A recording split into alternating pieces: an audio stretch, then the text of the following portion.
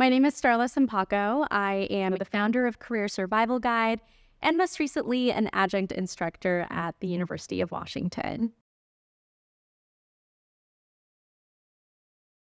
I was 8 years old when I decided that I wanted to go into media. So I was obviously very young and I chose a path and I stuck with it and didn't look back for the longest time.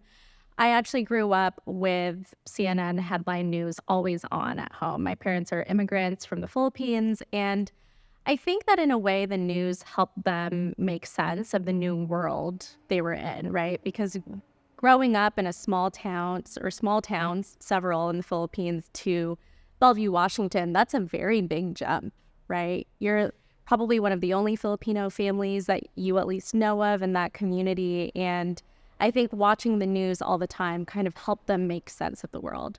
So I remember when I was around the third grade, around that time, I saw Rudy Bakhtiar, who was the anchor on CNN Headline News. She's one of the first Iranian American women to headline a very major network show.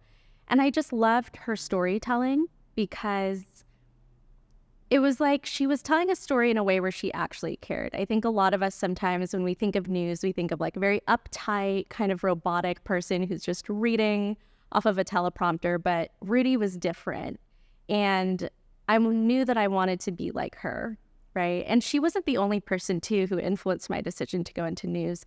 Lori Matsukawa, who was on Como and then King 5, she was another big influence, too. I basically grew up with Lori. And the fact that she was this Asian American woman in a big leadership role really instilled in me early on, like, if she can do it, I can do it. And it kind of just made sense to me after that. There was just a moment when I was in an 8th grade and I just thought, I'm going to do that one day. And I just decided I'd do it, and I did it. Several years before, I think it was in the early 90s when they came. So my dad originally, he was doing his PhD at Utah State University. And so my sister was already born at that time. And then he got his job offer in Bellevue. And so I think my mom was pregnant with me when they moved over to Washington State. And so they had a few years here before I was born. My sister is the one who really had the big immigration experience. I think at some point my parents found out somehow. Either I told them or they found out through like a class project, and they were super supportive. Like they would turn on the TV and my dad would go, "That'll be you one day." And I feel so fortunate to have had that in media or something else. Sometimes they didn't have that kind of support at home. And sometimes I wonder if my parents weren't on board, would I have still chosen this path? So I'm very grateful for that. I think when I told them news anchor, they had an idea of what that looked like, right? There were people like Lori Matsukawa, and there's that whole idea of like, you can't be what you can't see. So they saw models of what that type of success could look like. I think what they were more concerned about was that I would go into a field where I could find success. And there were plenty of women who were really making it in news even when I was a little girl. And with someone like Lori, it's like, oh, Asian women can do that too. Like there's a space for me there. And I think that was super helpful. I think too, they saw the value in news media because they were such avid consumers, right? And so they were kind of familiar with that world, even though they weren't part of the industry. So I think it was a little bit easier for me to get them on board. And I think even as a child, I probably instilled a lot of confidence in my parents because I was a good kid. Like I did well in school, like I could really follow direction that I think they could kind of sense early on, like, this kid is going to do whatever she says she's going to do. And so that was super helpful because I know that not everyone, right, has that experience. My dad is very highly educated, and he's very smart. Like both my parents are very smart. They were both valedictorians, so that can give you some idea of like the type of household I grew up into. I think what they really instilled in me was this idea of kind of like, we don't really care exactly what you want to do. We just want to see that you'll be successful in it. It was more about attaining that level of your career more than trying to control which path I was really fortunate because I felt like there was a big push for diversity and inclusion at the time. And so I felt really supported by parts of the UW, like, Office of Minority Affairs and Diversity. They were super supportive of me. I got the President's Achievement Award, which was really awesome. And I was really proud of that my senior year.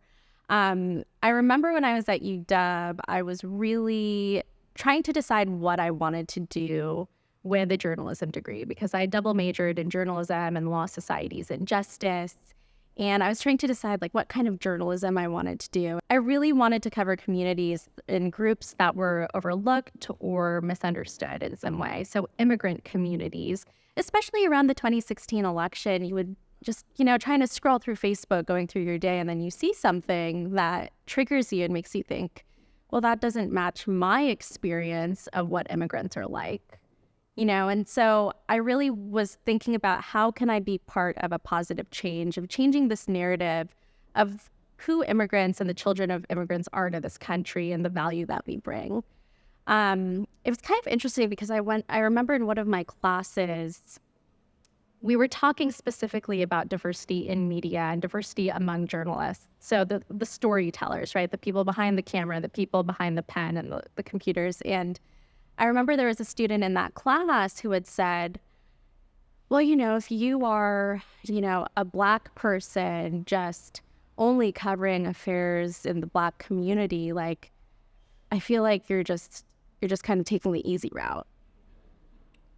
And I didn't have the language to explain why that caused a big reaction for me internally at the time. And I looked around the class and I locked eyes with the one other woman of color who was in class that day. And I'm just like, did you hear that? Did that just happen? And, no matter what the intention was, I'm sure that they didn't think they were doing any harm. It became very clear to me that a lot of people, usually people who are not POC, don't really understand why the storytelling matters, why the identity behind the camera matters, why the way that the stories are told, why they matter. And it pushed me even harder into this direction of I need to find a way to be in that position where I can tell these stories in a different way because there seems to be a mismatch in understanding. Often I find myself being the only woman, the only person of color, or even the only millennial in the room. And so when we think about the different power structures at play, there's a lot to unpack there. And it's always been interesting for me because especially when I am the only, I feel like there's this pressure where it's like, I have to represent all the people of color in this room. And that is not a fair position to be in. And I should not be in that position often, right?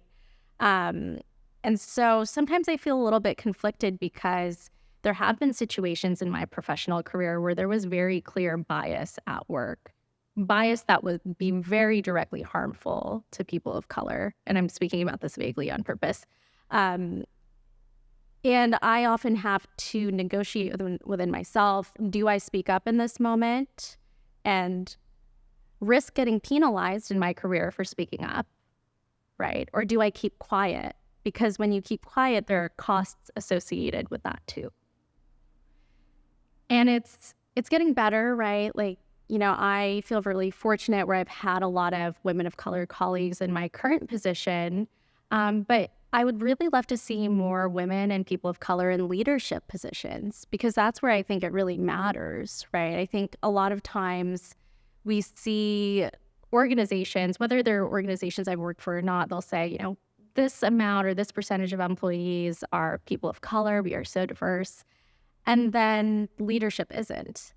And I think that has a very big impact on how stories are told and what types of hiring, decisions are made. And we need to be having those conversations because I think often people are too afraid to speak up because we don't know what will happen to our careers if we do. Often when I talk about Career Survival Guide, I talk about just the realizations I had, especially in my first few years out of college, that women and professionals of color face very unique challenges to professional success, really unique barriers that our white and male colleagues often don't face. And unfortunately, so many of us aren't taught how to navigate those barriers when we're in school. Like I can't even remember how many lessons we had on cover letters and resumes, but not how to respond to a microaggression, how to respond when someone says something very racist at work or very sexist and they happen to be your boss and you're just like, do I say something in this moment or maybe I shouldn't?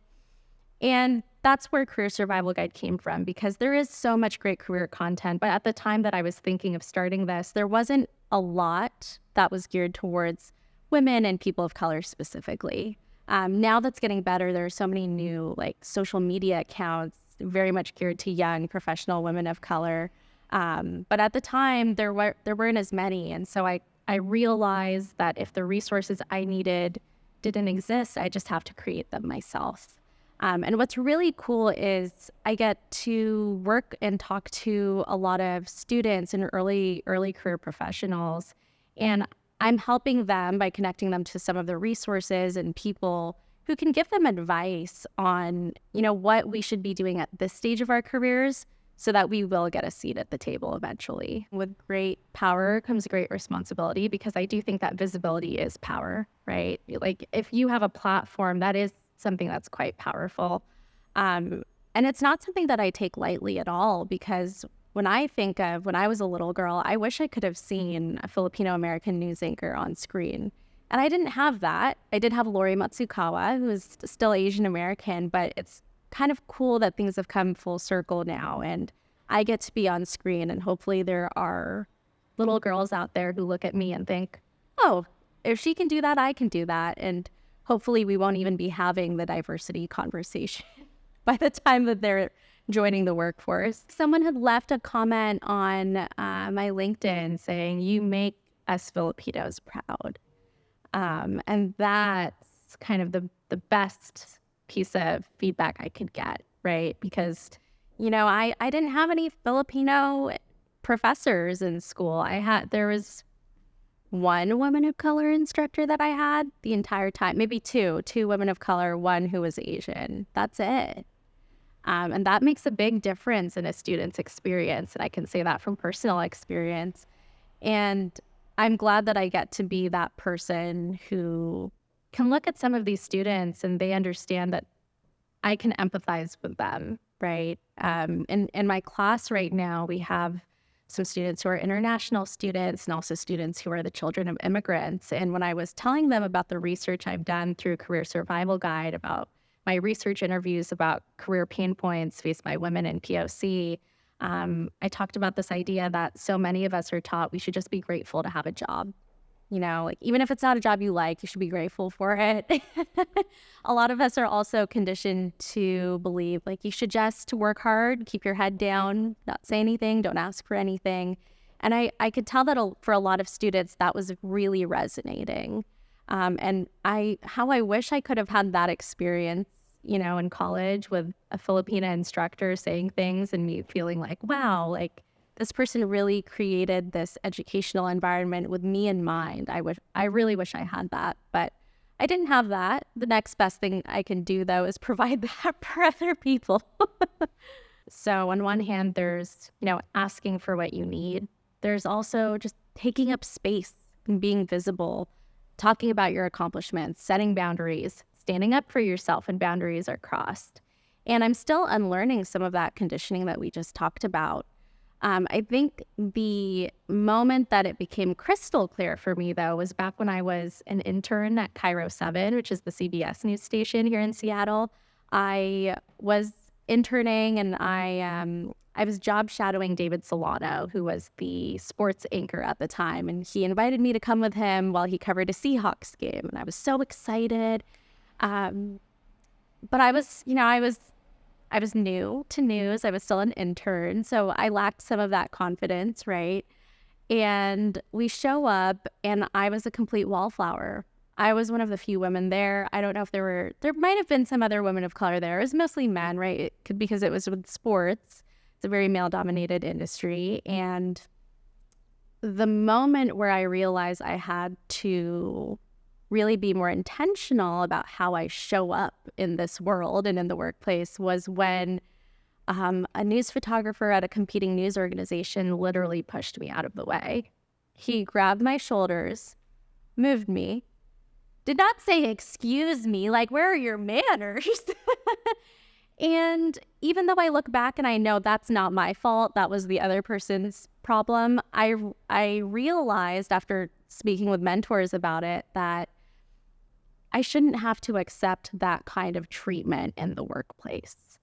And again, it wasn't my fault. Like, it's a bigger issue than just me, but I realized if I'm going to be in these spaces where I'm also short and I'm like the only woman of color and I'm young and I'm just sitting in the back, people are going to push me around.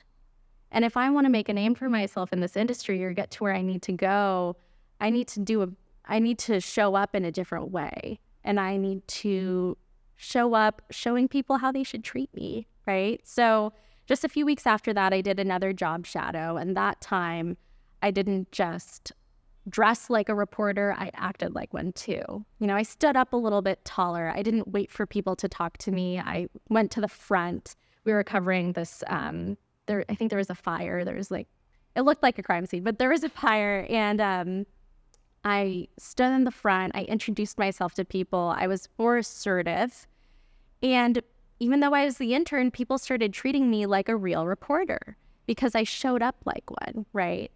And what I learned was that when we think about showing up and having that presence, it's not just about how you dress or how you speak or your posture. It's all of those things collectively, really. It's all the ways that you communicate, both verbally and non-verbally. And once I just made a few different changes and also internalized the fact that I deserved to be there, that's when my career really started to change and people started reacting to me differently. And I really think that if I had not learned that early on, I wouldn't be here today. You would have never heard of me. And that's the message that I really want to share, not just with my followers on Instagram and YouTube, but my students too, that, there are inequities in this world, and it's not necessarily our fault or our responsibility to change some of these harmful systems. But to get to where we need to go in our careers, we really do have to advocate for ourselves and be intentional about how we show up, especially as women of color. One piece of feedback that I really value the most came from one of my mentees who found me through YouTube. His name is Juan Olar Cortez, and he is half Filipino and half Panamanian, or I should say he's Filipino and Panamanian. And he had told me in this Instagram DM, you're kind of like the older cousin I look to for advice, because he too was pursuing media at the time. He was a student at Tulane University, and now he is working at CNN. I'm very proud of him. And I think a lot of times the value that I bring and that my content brings is not just about the specific strategies and skills. It's also about acknowledging what that experience is like of being the only. And even if no one explicitly tells you you don't belong here, it's communicated in other ways sometimes.